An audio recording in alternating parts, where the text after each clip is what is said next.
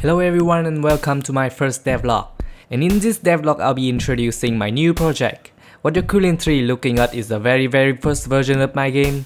So far I've only been working on this project for like a month or so there's not much gameplay yet. But I've got some pretty interesting experiences while working on the engine, so I decided to show them up. As you probably noticed by now, I'm using pixel art style for my game because I'm lazy. So this game is about a man who walks around, murder monsters, and save the world. Well, I can only tell you that much about the game for now, but you get to know more about it as I work on it. So for now, I'm just gonna show you what I finished. As I'm a very lazy person, I would just copy the engine from my previous game and start working from there. After improving the old engine, the first thing that I worked on was the game menu.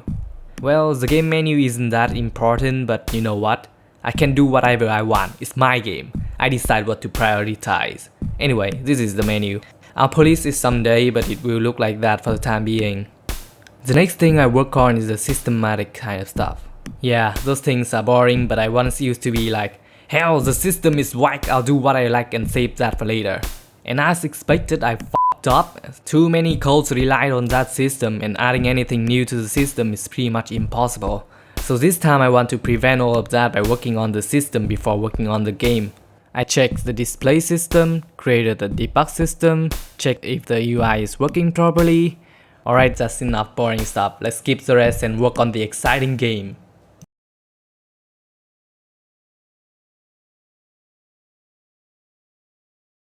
A game needs a playable character, so I drew this guy, and yeah, I didn't like it, so after a few more attempts I decided to go with this style, and then I sent him to my friends to ask for compliments, but they mistook him to be a girl, so I had to make him look more manly somehow.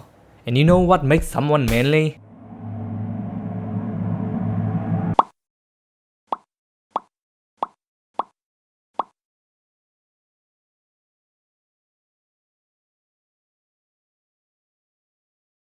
The hardest part is trying to make the north and south running animation. It's so hard trying to do it without making the player look like he's trying to perform monkey dance. Also, as lazy as I am, instead of drawing every direction, I skip some of them by flipping them over. Well, this makes the character using the left hand instead of the right one sometimes, but I don't care. I'll fix this someday, it's just not today.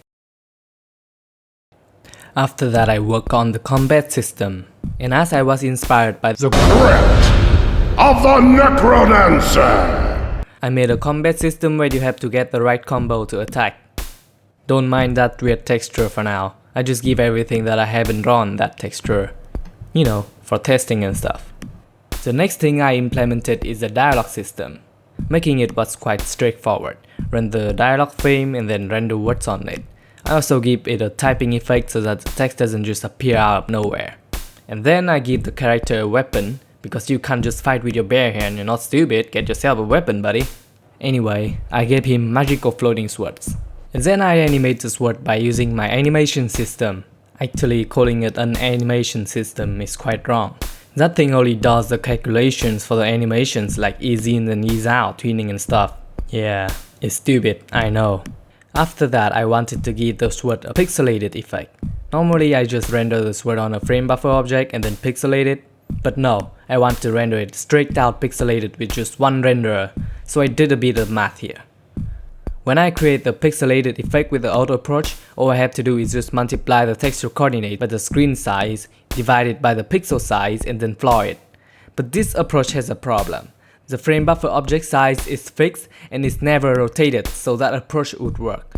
But when you do the same for the objects that are transformed, the pixels are going to be transformed along with it. So to fix this, I checked the flooring calculation. Normally the way flooring works is that it makes every pixel inside the big pixel have the color of the pixel at the corner here.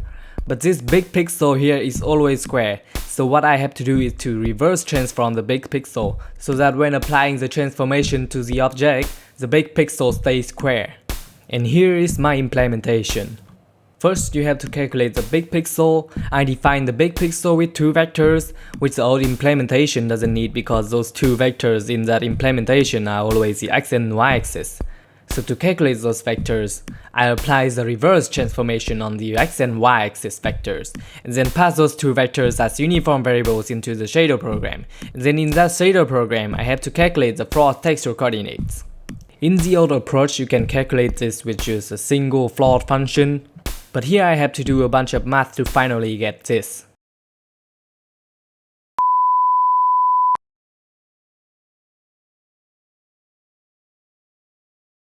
Okay, so here's the code I did to get the float texture coordinates. Yeah, it totally didn't take me the whole day. Finally, I polished the animations by adding smears, making them smoother and stuff. But while polishing the character animation, I wasn't satisfied with it, so I revamped it. Yep, it's a huge change in style. And then I started working on the objects that don't have their texture yet and have to use this ridiculous piece of trash texture.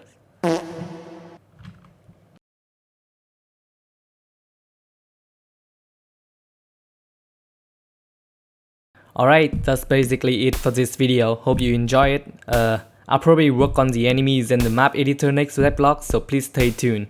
While waiting for my next devlog, you can follow me on my social media under the description below or something. I don't know, just smash any shiny buttons down there. Anyway, bye.